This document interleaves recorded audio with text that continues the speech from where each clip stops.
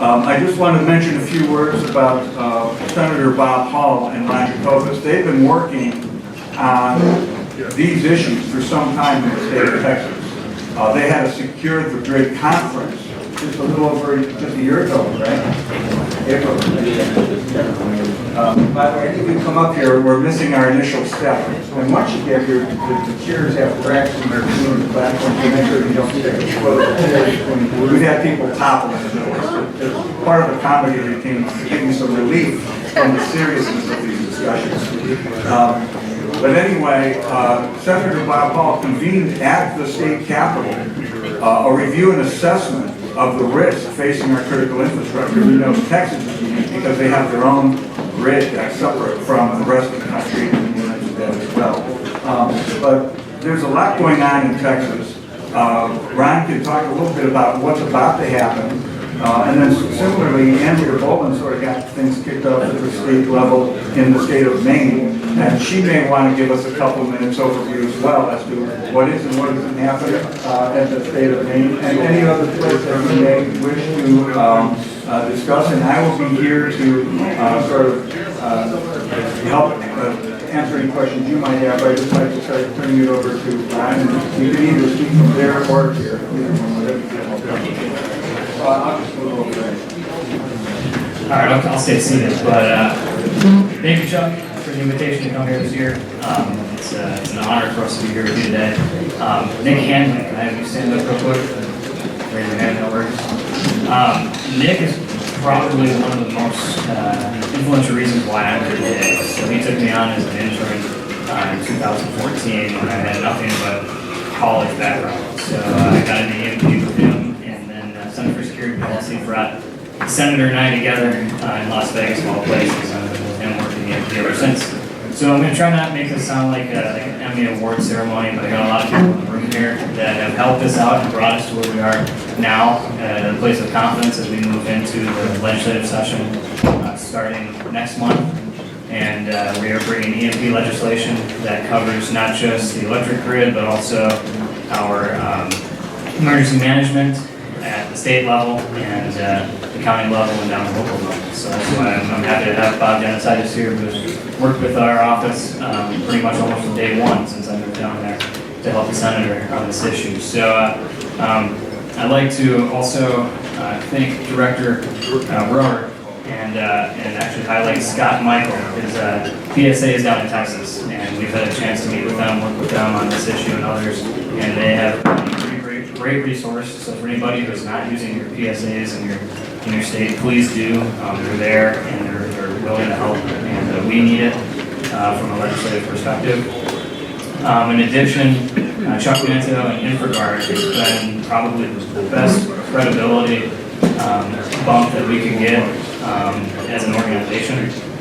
They're partnered with the FBI. It's a public-private partnership, and for somebody who has a political designation, take them immediately once you start bringing up an issue, to have a bipartisan, nonpartisan organization that can just stick on the issue and talk to everybody. They don't have the same limitations that we do as an office, and that we the hurdles that we encounter. So it is a great resource. So for anybody that's watching this and can hear that is an elected official, please use this as a resource to get this issue out and others.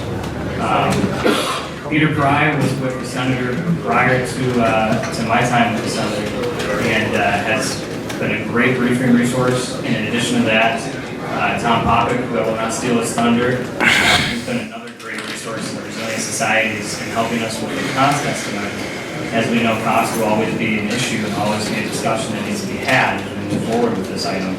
And so he's kind of jumped out on a tree branch of his own to get ahead of the curve here, because everybody wants to talk about the cost, but no one's willing to do the cost modeling. So his organization has stepped up, and at no charge, they have helped us out in a place where we wouldn't have been able to do it on our own.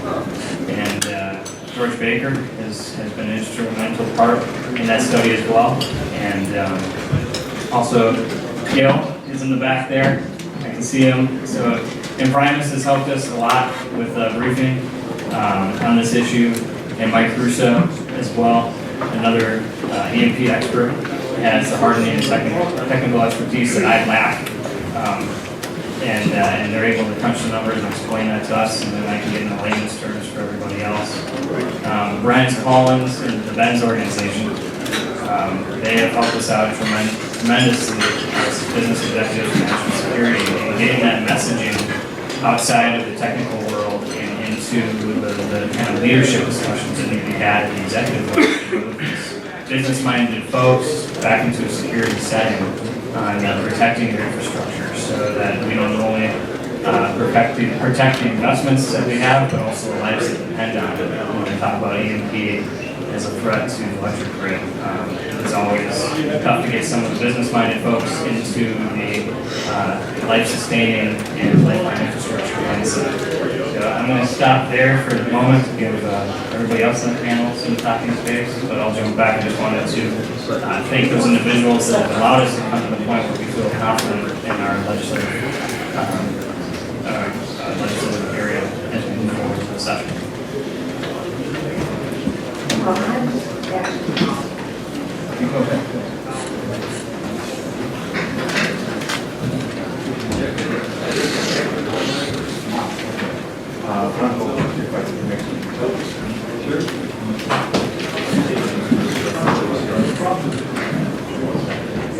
It's not entirely necessary, I guess, but I did have a PowerPoint.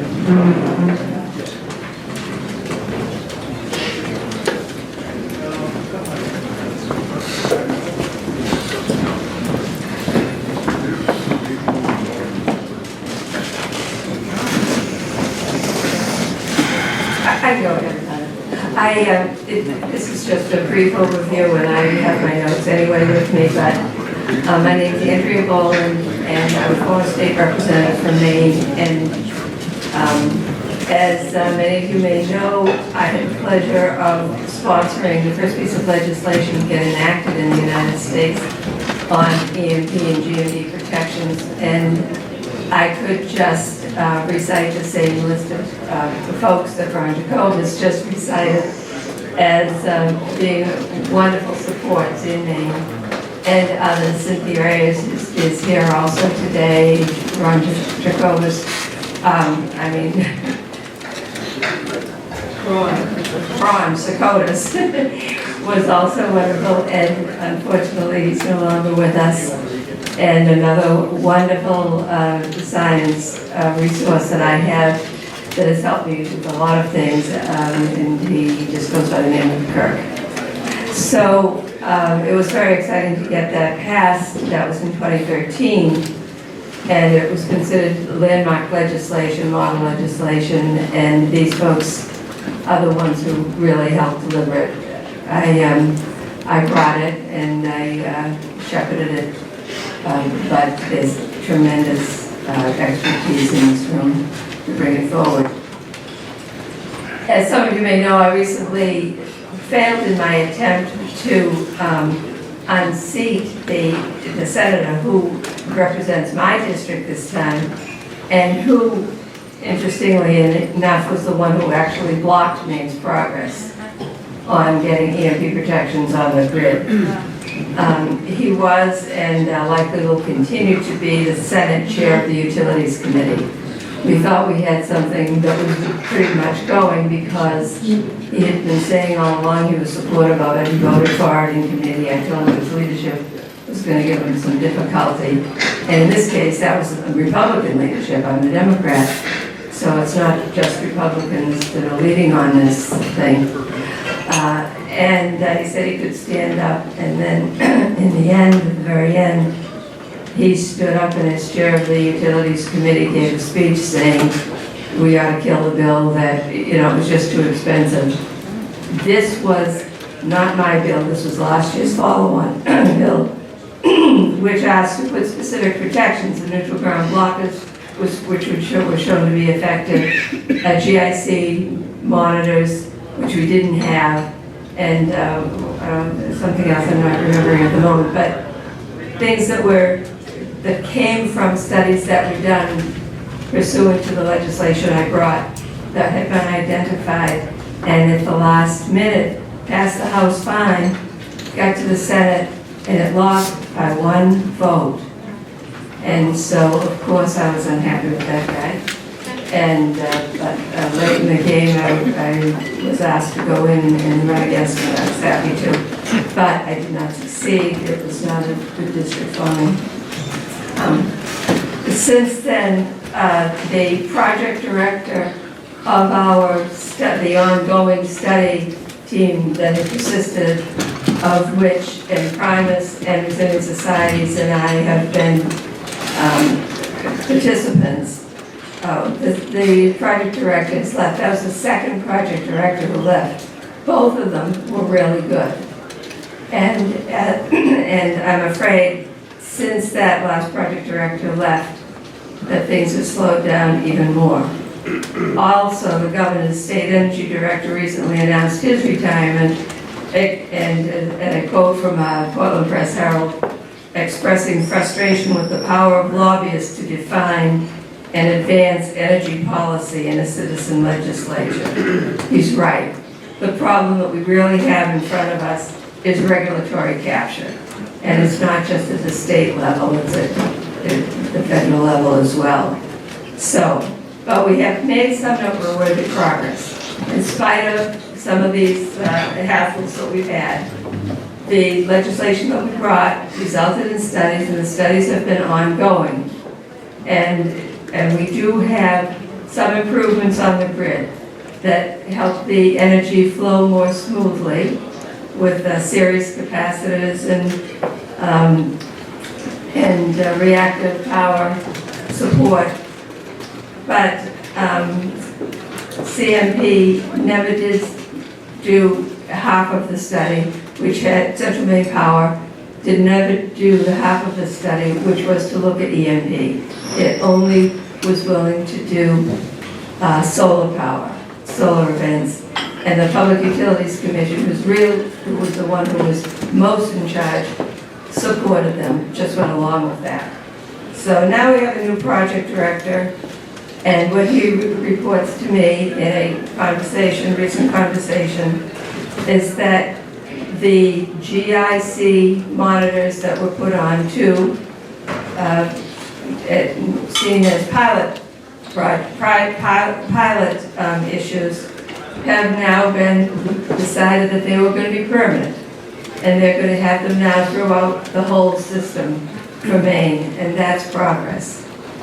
They've also just signed a continuation of the agreement they had before with an outfit called King Things, which has been responsible for analyzing the data generated by our new synchrophaser unit, which gives a picture of the transformer performance during GIC flows and harmonics during solar storms. This is real progress. The data that's generated is enormous, and Ping Things has done a great job. They've also applied for a grant to enhance their equipment, and Central Maine Power is a partner with that. So those are the positive things that I see. However, the Central Maine Power is also releasing their finalized report very shortly on all that has been done, and this has been 2+ years of work, including outside experts that were specifically requested to be part of the study team by the Utilities Committee, and they find no concerns with their system. Because they're going by NERC standards. And it was the problem of NERC standards that led to the issues that we have right now throughout the country. They're satisfied that the model they're using provides a good representation of the activity based on the lower level storms that they've experienced. I asked if they did any higher level testing, and actually they have, up to twice the level of the NERC standards, and they propose to do even higher. So there's something. They just say that their big thing is to meet NERC standards, and they are looking at going beyond that in their testing, and they have done that. But They are slow walking it, as Peter would say, he's experienced. They have no immediate plan for the neutral ground blocker pilot that they had talked about before. But they are going to investigate what it would add to the system. So it's just a slower process. At least we still have the neutral ground blockers in the equation, and they are still looking at it. And I think that's helpful. But the report that's coming out, they've said to me, does not include anything except their own work. The study team was supposed to include outside experts. And Primus did fabulous work for the state of Maine and produced its own report with support from resilient societies. And apparently that's not going to be part of the final report. I'm sure there's going to be a lot of outrage seen by certain legislators and other experts as a result of that. But to conclude, CMP continues to work with ping things, which is great. It's adding more GIC monitoring throughout the system. It continues to be out of conformance with doing EMP as well as GMD studies. And of course, they're out of conformance with the intent of the legislature to use outside experts in the team and their expertise that has been enormous and highly valuable, as Ron Jacobus has also said. And they are adhering to the NERC standard for their own benchmarks, even in light of what I would call its treasonous understatement of the threats. We are essentially in a war with nationwide regulatory capture because even though, as I saw in Maine at our hearings, the utility companies had little interest in doing this, they had little expertise, they were extremely embarrassed, the utility committee was shocked at what they didn't know, and yet still, public utilities commissions and people in government turned to them as their experts. They've got to include the outside experts who do their work independently of any other concerns. So thank you very much for your attention, and I congratulate the hard work that's gone on in Texas, and I continue to work with private businesses and other authorities in Maine.